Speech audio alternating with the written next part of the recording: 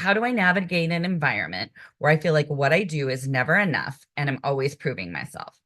Okay, so I want to break everything down into three parts.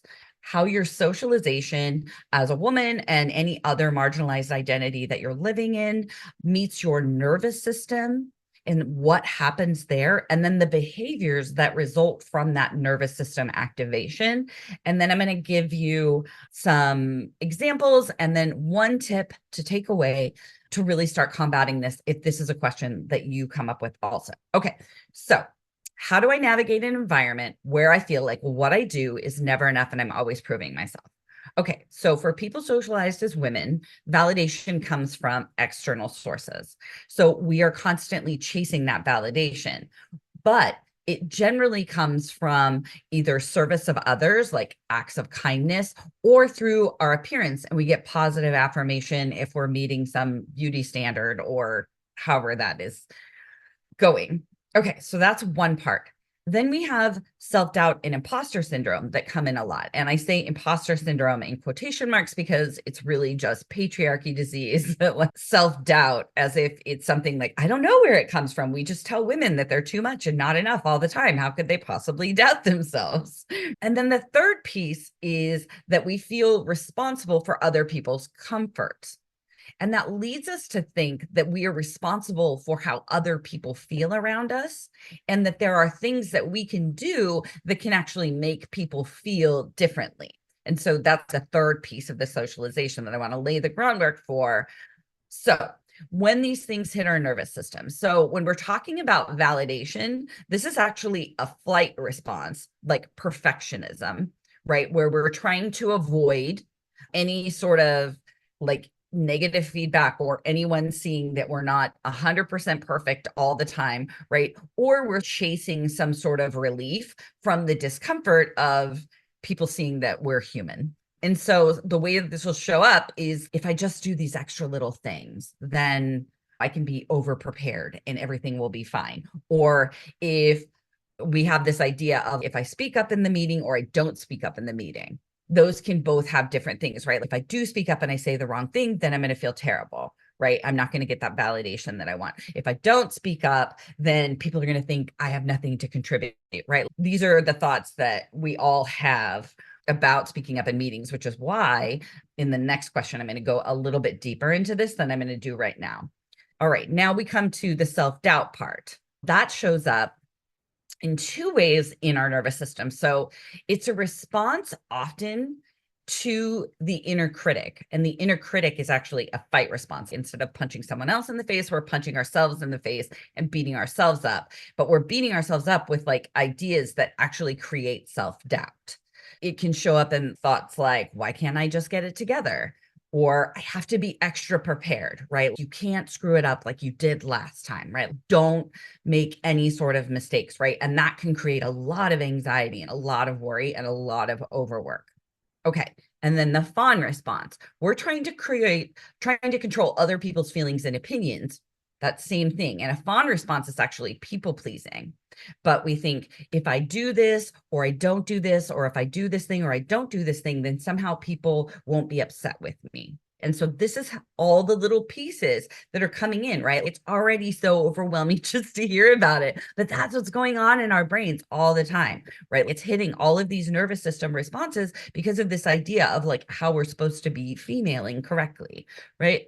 Okay, so what happens when all these things happen? Okay, when we're in the perfectionism, it leads to overwork, which leads to burnout. When we're in the negative self-talk, we create anxiety, we create self-doubt, which I'll talk about in a second, and that can also lead to burnout. When we're creating the self-doubt, that leads to insecurity, lack of confidence, and then we don't take chances. And then the people pleasing, right? People pleasing is so insidiously awful, and we all do it, and it's a survival technique, and there's nothing inherently wrong with it. But what happens is we're showing up as someone that we're not. We're being inauthentic. And then our needs aren't met because we aren't being our real, true, full selves. We're just being the version of us that we think people want us to show up as. Okay. So back to the original question, how do I navigate an environment where I feel like what I do is never enough and I'm always proving myself, right? Think about what we just talked about. What I do is never enough. Well, of course not, because you're not deciding what enough is for you, right? We're out looking for that external validation. So other people's, and sometimes it's, we don't even know who's defining enough, right? Like I have a client right now who's, her boss has told her, like, you don't need to do so much. And she still feels like this push. And at least she has someone who's deciding what enough is and actually telling her that she doesn't have to do as much as she's doing. But most of us don't even have that. We just have this, some like nebulous idea of what enough is. And because it's not defined, of course, we can never meet it, which is exactly what's happening with my client, even though her boss is like very realistically telling her that she's doing plenty. She still doesn't feel like she's doing enough. And she's chasing this thing that she's never going to get to. That's how we get worn out.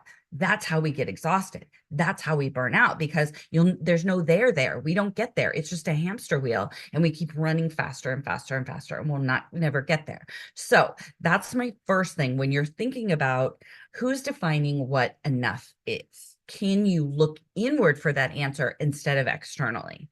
And then say that you do have a boss, right? You're in the opposite situation of my client. You have a boss who's telling you that you're not doing enough, or more likely, you think that they think you're not doing enough, but they haven't said it directly. And in that second scenario, a lot of times oh, it's just this one colleague that who always critiques your work, or it's the senior leader that you only have to meet with like once a month in a meeting, but they always come for you. And when you have a specific they in mind of these are the people who are defining what enough is and deciding I'm not meeting it, picture like right now you're like in an arena, and you are on stage and you've given them a front row center seat. And what I want you to do is picture those they and walk them to the back. Have like visualize security coming and being like, I'm sorry, your seats are in the back. Or actually, I'm sorry, your tickets are invalid. And they walk them out. Because a lot of times we're giving people who aren't that important a front row seat to deciding how we get to show up and how we get to evaluate ourselves. So that's my other little piece of how to get over that hump. All right. And then the second little tidbit I want to give you is, how will you know that it's enough? If you were defining it, right? How would you know that it's enough? You really need to think about that. What would that look like? I had a client and she had to just come up with, what is my actual job description? And if I'm doing all of those things every day, even if, and she was then client customer success. So she felt like her job, being socialized as a woman and being in customer success, was that customers always had to be happy. So if they weren't happy with something, and of course it's like beyond her control, like a feature or something like that she felt like she took that personally, like she wasn't being successful in her job. And so we just went back to her job description and went through, and here's the things that I believe I need to do every single day to be successful in my job. And hitting those metrics instead of this impossible metric that left her feeling defeated and was really shaking her confidence that she wasn't able to meet what was an impossible standard, right? That every customer would be happy all the time. That's not possible. My last little like simple thing that you can start doing right away that can actually make a difference. So a lot of this is coming from judgment, right? Of yourself, right? You're not enough. I'm always having to prove myself. Like all of these kind of thoughts create like really crappy feelings, right? And because there's this inherent belief that you're not enough and that you're not proving yourself, right? So what we want to do is we want to eliminate the OODA triplets.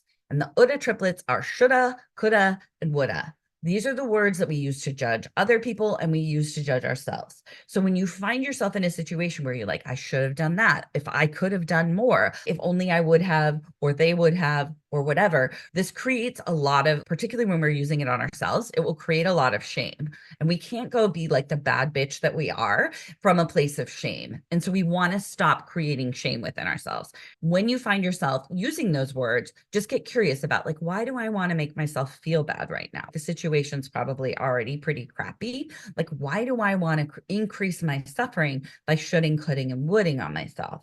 So we want to cancel the OODA triplets. So that is my little takeaway tip of the thing that you can start.